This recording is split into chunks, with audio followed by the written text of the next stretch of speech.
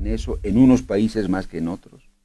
Bueno, mira, en relación, por ahí una cuando dice matrimonio infantil, la gente se imagina, ¿no? Una niña árabe con velo muy lejana a nuestra realidad, y en realidad es algo que pasa en Latinoamérica y mucho, pero pensamos que no ocurre. Y en relación a eso, la ONU, UNICEF, dijo que muchas regiones del mundo han avanzado para eliminar los matrimonios infantiles, o sea, que cuando miden les da que Asia y África están bajando, y América Latina es la única región del mundo que está subiendo en estos últimos 25 años, o sea que está aumentando la cantidad de matrimonios infantiles y uniones tempranas en niñas y adolescentes. Y eso es porque lo vemos como algo muy lejano, como algo de otras religiones, como algo que pasa a miles de kilómetros de nuestros países, y en realidad está pasando mucho acá. Algunos países de la región lo permiten en sus leyes, como Bolivia, como Argentina, como tienen excepciones antes de los 18 años que permiten que las niñas y adolescentes se casen con hombres que las doblegan o las triplican en edad. Algunos países a partir de los 14, otros a partir de los 16, otros ni siquiera tienen una edad mínima. Y después tenemos otros países que, si bien han avanzado en prohibir los matrimonios infantiles, o sea, legalmente, sigue habiendo culturalmente muchas uniones. Y ese es como uno de los grandes desafíos que tenemos en la región. ¿Cómo registramos que eso sucede? Si el Estado no está consciente de eso, si no hay un registro institucional o de la iglesia o del registro civil de que está esa unión. Y ese es el mayor problema de América Latina, que hay muchas uniones, pero no están registradas, por lo tanto no hay estadísticas de la problemática, por lo tanto los estados piensan que eso no existe. Y sí existe. Buen dato ese, Sofía. En América Latina está subiendo este fenómeno. Sí. ¿Tienes idea de bueno, sé que no hay estadísticas, pero ¿tienen una idea aproximada de en qué porcentaje en estos años ha subido este fenómeno en América Latina? Sí, en estos últimos 25 años en América Latina subió un 30% la cantidad de matrimonios y uniones tempranas en niñas y adolescentes, según estudios de UNICEF. ¿Algún país identificado como el más preocupante o no hay ese detalle? Sí, hay países que están en una situación muy crítica, como algunos países de Centroamérica y del Caribe, y en Sudamérica, Bolivia y Perú son unos de los que más tienen uniones tempranas y matrimonios infantiles. Ese es muy buen dato para anotarlo. Mónica Bayá Camargo, secretaria técnica de la Comunidad de Derechos Humanos.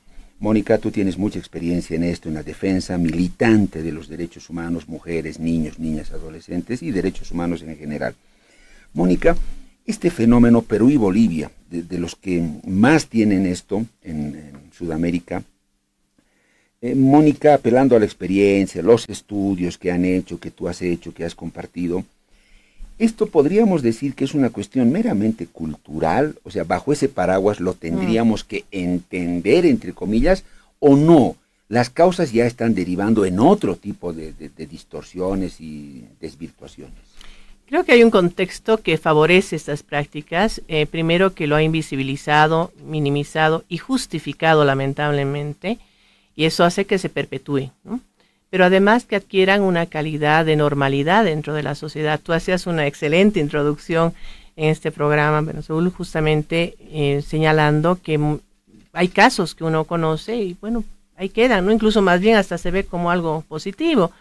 Pero lo crítico además en esto es la permisividad del Estado, ¿no? Tenemos un código de las familias de hace varios años ya, que incluye estas excepciones para que menores de 18 años puedan casarse o unirse, y esto implica también un reconocimiento por parte del Estado de esas uniones dentro de ese marco de normalidad, ¿no?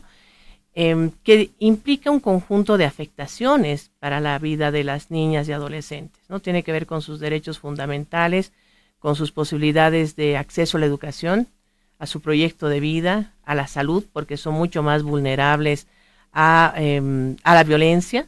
Hemos tenido los últimos meses varios casos de feminicidio de adolescentes de 14, 16 años con hombres adultos que han terminado matándolas después de un círculo de violencia que nace precisamente de esos matrimonios y uniones infantiles y forzadas, pero que además tienen este componente también de violencia muy fuerte, de sometimiento a su autonomía, a su posibilidad de decidir sobre su proyecto de vida, sobre su cuerpo.